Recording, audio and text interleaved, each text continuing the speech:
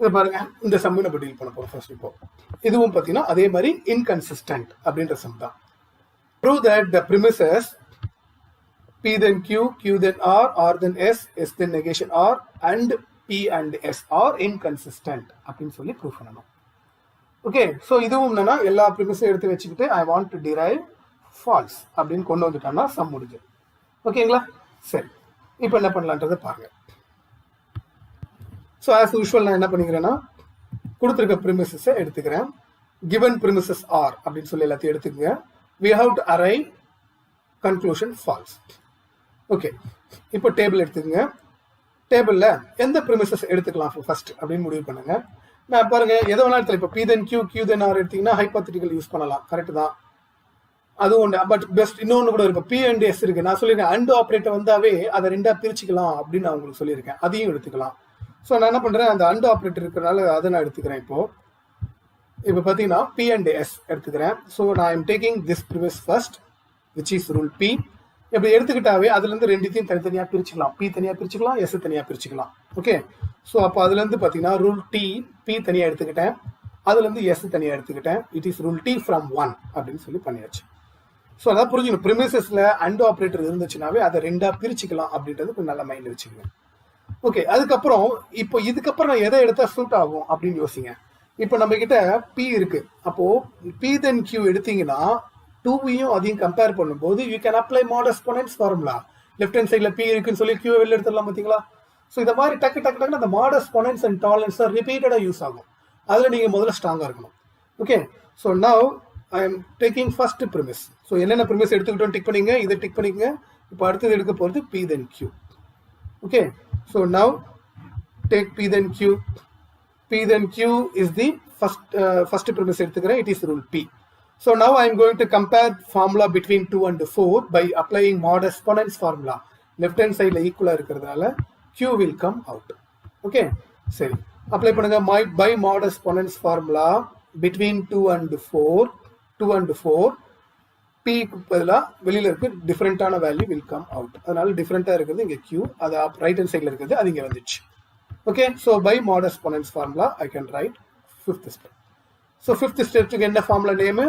Rule T between 2 and 4 by mod exponents formula. சரி, இப்போ இப்போ வந்து Q நம்ம கிட்ட இருக்கு. ஓகேங்களா? அப்போ அடுத்தது ப்ரிமிஸ் என்ன எடுத்தா பெஸ்ட்னு யோசிச்சு பாருங்க. Q then R எடுத்தீங்கன்னா அகைன் mod exponents யூஸ் பண்ணலாம். நீங்க முடிஞ்ச அளவுக்கு ஒரு 2-3 ஃபார்முலாக்குள்ளே யூஸ் பண்ற மாதிரி ட்ரை பண்ணுங்க. இப்போ அடுத்தது Q then R எடுத்தா mod exponents யூஸ் பண்ணலாமா? Okay, so that I am going to take next premise as Q then R, which is rule P. Then between 5 and 6 I am going to apply mod exponents formula. Left hand side Q equal இருக்கிறனால I can write R by the mod exponents formula. Okay, so R கொண்டு வந்துட்ட பிறகு it is 7th step க்கு என்ன formula? Rule T between mod exponents. So இப்போ அடுத்தது திருப்பியும் R நம்ம கிட்ட வந்துடுச்சு. 7th ஸ்டெப்ல R வந்துடுச்சு. இப்போ அடுத்த ப்ரிமிஸ் இதே எடுத்துங்க. R then S எடுத்தீங்கன்னா R then S எடுத்தோம்னா நம்மளுக்கு என்ன வந்துடும்னா அதுல இருந்து நம்ம சொல்லலாம். சரிங்களா? Okay, so take the next premise, suitable premise எதுன்னு பார்த்து எடுத்துக்கலாம். R then negation S எடுத்துக்கிறேன். நான் ஏன் R then negation S எடுத்துக்கிறேன்னா நம்ம ரிசல்ட் இன்கன்சிஸ்டன்ட் கொண்டு வரணும். அதனால நான் என்ன பண்றேன், R then negation S எடுக்கும்போது you can apply mod tolerance also. நான் ரைட் ஹேண்ட் சைடில் நெகேஷன் டிஃபர் ஆச்சுன்னா இந்த லெஃப்ட் ஹேண்ட் சைடில் இருக்க எஸ் வந்து நெகேஷனாக வெளில வரும்னு சொல்லியிருக்கேன். So I am going to apply modus tolerance. Apply modus tolerance between 7 and 8. Between 7 and 8. Left hand சைடில் இருக்க எஸ் வந்து நெகேஷனாக வெளில வரும், which is modus tolerance formula. Okay, so this rule T between 7 and 8. Okay, இப்போ யோசிச்சு பாருங்க, some almost முடிச்சு. நான் இன்னொரு ப்ரிமிஸ் இருக்கு, அதை நான் யூஸ் பண்ணவே இல்லை. காரணம் என்ன, எனக்கு ஃபால்ஸ் வேணும். இங்கே நெகேஷன் எஸ் வந்துடுச்சு. ஆல்ரெடி எனக்கு தேர்ட் ஸ்டெப்ல ஒரு எஸ் இருக்கு. ரெண்டுத்தையும் கம்பைன் பண்ணால் ஃபால்ஸ் வந்துருமே. அதனால தான் நீங்கள் மாடஸ் டாலரன்ஸ் யூஸ் பண்ணேன். நீங்கள் அதை எடுத்தீங்கன்னா யூஸ்லெஸ். ஸோ எடுக்கிறதுல நம்மளுக்கு தேவைக்கு ஏற்ற மாதிரி எடுக்கணும். இப்போ பாருங்க, between 3 and 9 I can combine S and negation S. Already I told you ஒரு டேபிளில் இருக்க ப்ரிமிசஸ்க்கு நடுவில் அண்ட் ரிலேஷன். ஸோ அதனால் I am going to combine 3 and 9. So yes and negation yes, I am getting false. So hence the problem is over. therefore the given premises are inconsistent அப்படின்னு சொல்லி நம்மளுக்கு வந்துருச்சு. ஓகே, ஸோ இப்படிதான் கொடுத்துருக்க ப்ரிமிசஸை inconsistent சொல்லணும்னா சூட்டபிளாக எல்லா ப்ரிமிஸை எடுத்து நம்மளுக்கு ஃபால்ஸ் கொண்டு வரணும்.